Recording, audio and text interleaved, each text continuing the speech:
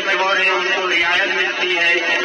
ये कौन सा दुनिया का कानून है? आप एक पुरअमन एहतजाज वालों को स्टेट फायर करके उनको शहीद कर दिया गया।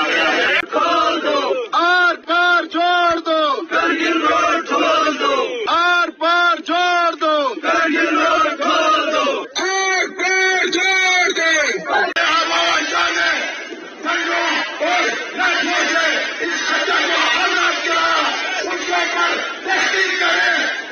दोस्तों वीडियो में साफ साफ दिख रहा है कि यहाँ एक रैली हो रही है जिसमें बहुत ही बड़ी संख्या में लोग मौजूद हैं। लेकिन ये रैली कहाँ हो रही है और क्यों हो रही है, इस रैली की मांगे क्या हैं, तो मैं आपको बता दूं कि ये रैली कहीं दूर नहीं बल्कि हमारे पड़ोसी देश पाकिस्तान के गिलगित बाल्टिस्तान में हो रही है। दोस्तों इस रैली में मांग ये की जा रही है कि गिलगित बाल्टिस्तान के हिस्से को फिर से भारत में जोड़ दिया जाए।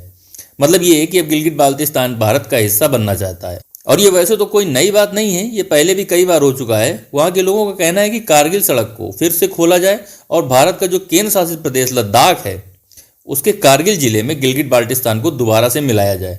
दोस्तों इस वीडियो में प्रदर्शनकारी जो मांग कर रहे हैं वो यही है कि दोनों देशों को जोड़ने वाली कारगिल रोड को फिर से खोल दिया जाए।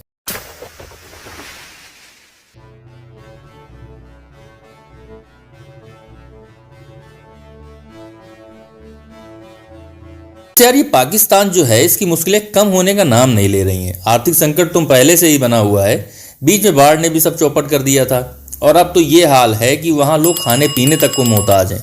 सब्जियों के दाम तो पहले ही आसमान छू रहे थे, अब आटे में भी घाटा हो गया है। ये एक नई मुसीबत है जो पाकिस्तान के सामने खड़ी हो गई है। एक तरह से हो ये रहा है कि पाकिस्तान चारों ओर से परेशानियों से घिरा हुआ है और उस पर ये रैली जो कि पाकिस्तान के हिस्से वाले कश्मीर पीओके के गिलगित बाल्टिस्तान में हुई। हालात तो ये हैं कि कराची में आटा 140 से 160 रुपए किलो, इस्लामाबाद और पेशावर में 150 रुपए किलो और पंजाब में 160 रुपए किलो मिल रहा है। और भैया क्या कहूँ कि खैबर पख्तूनख्वा इन सब में सबसे ज़्यादा आटे के संकट का सामना कर रहा है, क्योंकि 20 किलोग्राम आटे का एक बैग वहाँ पे 3100 रुपये में बेचा जा रहा है और वो भी मिल नहीं रहा है। लेकिन पाकिस्तानियों की अकड़ तो ऐसी है जैसे पूरी दुनिया में सिर्फ उनका ही देश है जो सबसे आगे है, सबसे ऊपर है, सबसे ज़्यादा पैसे वाला है, बाकी पूरी दुनिया तो उनके सामने बेकार है। जबकि पाकिस्तान के प्रधानमंत्री शहबाज शरीफ कटोरा लेकर यात्रा पे निकले कि कहीं से कुछ तो मिले। अरे थोड़ी सी तो शर्म कर लो यार। दरअसल हुआ ये है कि पाकिस्तान की जो सरकार है या जितनी भी सरकारें पिछली रही हैं उनकी जो भेदभाव और दमनकारी नीतियां हैं उससे यहाँ के लोग काफ़ी ज़्यादा नाराज हैं। और इसी वजह से गिलगित बाल्टिस्तान के लोग जो वहाँ के लोग हैं वो अपना शोषण किए जाने से तंग आकर भारत के साथ आना चाहते हैं। दोस्तों इस टाइम पे पाकिस्तान जो है वो कई संकटों से जूझ रहा है। देखिए पूरे देश में आटे की कमी है, बलूचिस्तान में विद्रोह चल ही रहा है, अफगानिस्तान के साथ सीमा विवाद चल ही रहा है, पाकिस्तानी तालिबान हमले कर ही रहा है, फाइनेंशियल क्राइसिस भी बहुत पहले से है। तो ऐसे में पीओके में जो लोग हैं उन्हें लगता है कि इस तरीके से पाकिस्तान का फ्यूचर जो पता भी नहीं है कि नहीं, तो इस वजह से वो भारत के साथ आना चाहते हैं।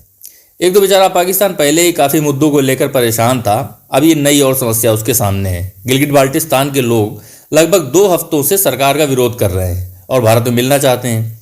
उनका ये कहना है कि देश में पहले ही भूखमरी थी और अब एक और समस्या है गेहूं की। उस रैली में गेहूं समेत जो और भी खाने की चीज़ें हैं उस पर सब्सिडी, लोड शेडिंग, अवैध जमीन पर कब्जा और उस क्षेत्र के प्राकृतिक संसाधनों के शोषण जैसे कई मुद्दों को उठाया गया है। क्योंकि अक्सर ये खबरें आती हैं कि पाकिस्तान की जो सेना है वो गिलगित बाल्टिस्तान की ज़मीन और संसाधनों पर ज़बरदस्ती कब्जा कर रही है।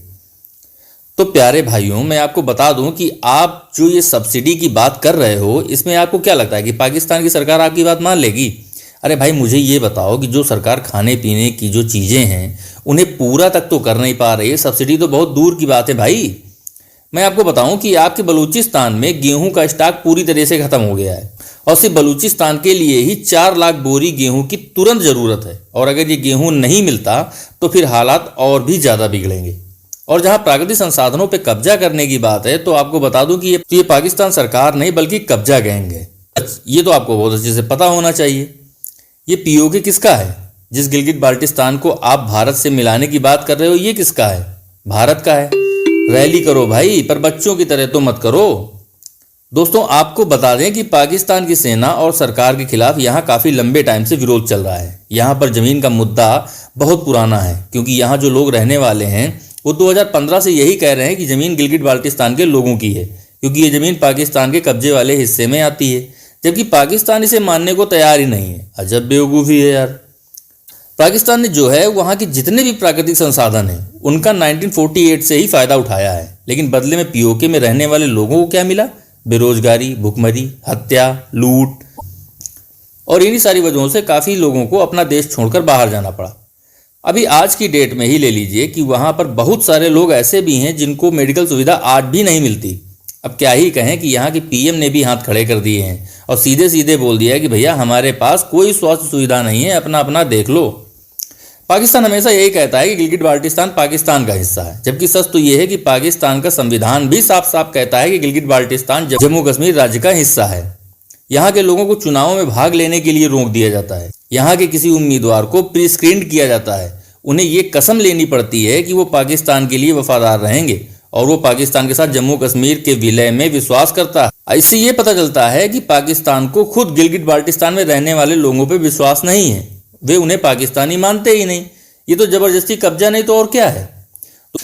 दोस्तों जिन्हें नहीं पता मैं उन्हें बता दूं कि भारत के बंटवारे के तुरंत बाद पाकिस्तान ने जम्मू कश्मीर की रियासत पर हमला किया था, जिसमें पाकिस्तान की सेना और कबायली हमलावर शामिल थे। तो जो हमला हुआ था उसके लिए वहां के जो राजा थे महाराजा हरि सिंह, उन्होंने भारत से मदद मांगी, जिसके बाद भारतीय सेना वहां गई और पाकिस्तान की सेना को पूरी रियासत पर कब्जा करने से रोका।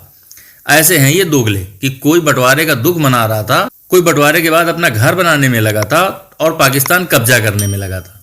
और जाते जाते एक बात और कहना चाहूंगा कि भाई पाकिस्तान वालों ऐसे ही करते रहना गिलगिट बाल्टिस्तान में, क्योंकि गिलगिट बाल्टिस्तान भारत में एक ना एक दिन तो मिलना ही है। लेकिन अगर तुम लोग यूं ही गिलगिट बाल्टिस्तान के ऊपर जो जुल्म करते रहे तो शायद ये काम जल्दी हो जाए, क्योंकि हमारे जो रक्षा मंत्री राजनाथ सिंह हैं उन्होंने थर्सडे को बडगाम में सेना के 76वें इन्फेंट्री डे पर यह कह दिया था कि हमारा संकल्प तभी पूरा होगा जब भारत गिलगिट बाल्टिस्तान सहित अपने पूरे जम्मू कश्मीर को वापस लेगा।